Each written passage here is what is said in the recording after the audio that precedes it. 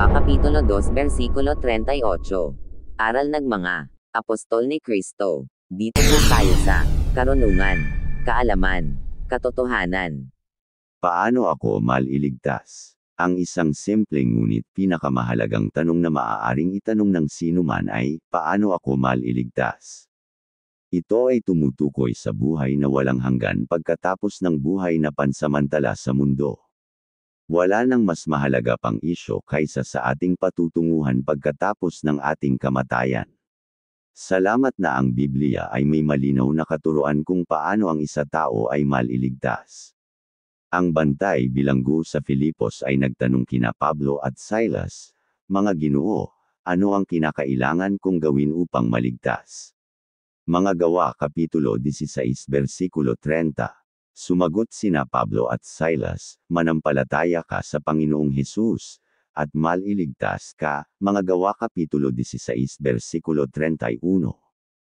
Paano ako maliligtas? Ano ang dapat kong gawin upang ako ay maligtas? Tayong lahat ay nagkasala. Roma Kapitulo 3 Versikulo 23. Tayo ay ipinanganak na makasalanan. Awit Kapitulo 51 Versikulo 5. At tayong lahat ay piniling magkasala.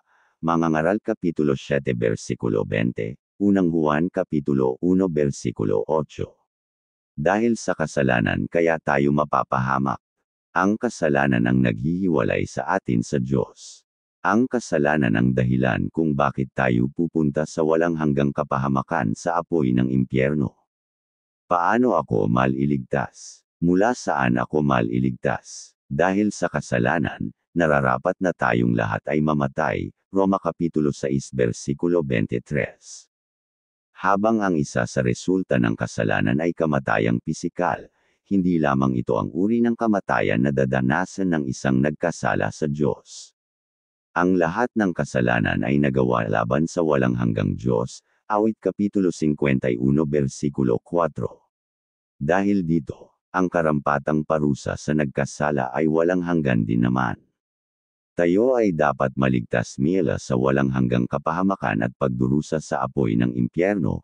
Mateo Kapitulo 25 Versikulo 46, Pahayag Kapitulo 20 Versikulo 15.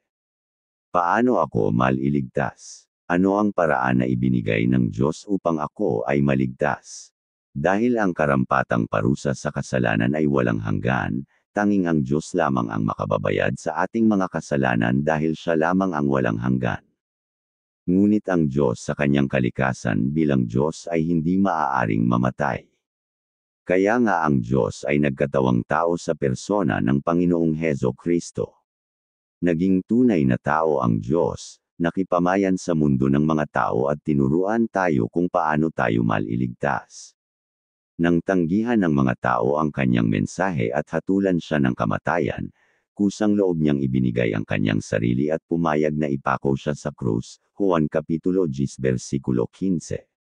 Dahil naging tunay na tao si Jesus, maaari siyang mamatay sa pisikal, at dahil tunay na Diyos din naman si Jesus, ang kanyang kamatayan ay walang hanggan ng katumbas.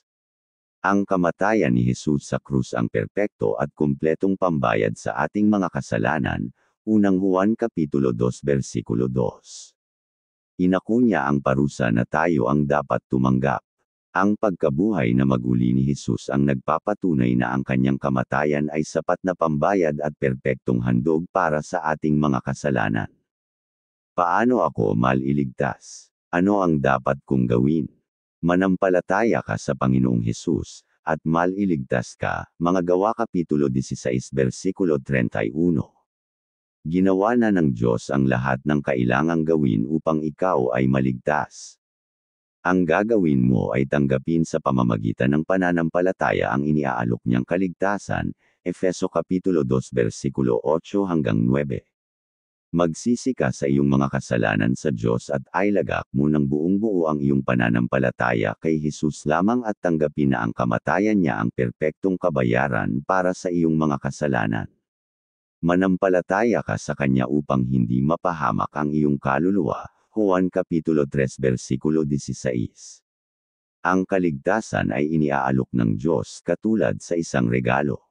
Ang iyong gagawin ay tanggapin ito sa pamamagitan ng pananampalataya.